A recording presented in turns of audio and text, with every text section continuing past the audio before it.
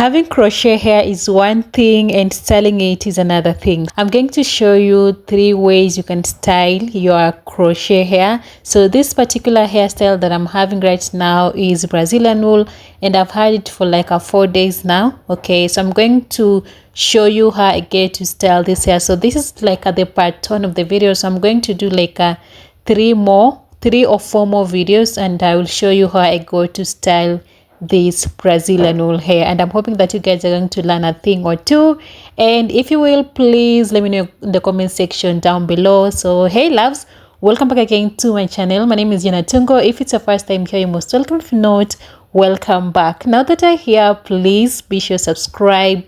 Don't forget to share this video to your friends and to your family, and I will truly appreciate it. So just like I've mentioned, I'm going to show you 3 ways, but this is just the part 1 of the video. I'm going to do like 3 or 4 more videos, and I'll show you how I go to style this crochet hair. So lovies, I hope you enjoy the rest of the video. So I'm going to let this video play so that you all can see and understand exactly what I'm doing. And if you have any questions or concerns, please leave them in the comment section down below. So see you guys in my next one. Bye for now and take care.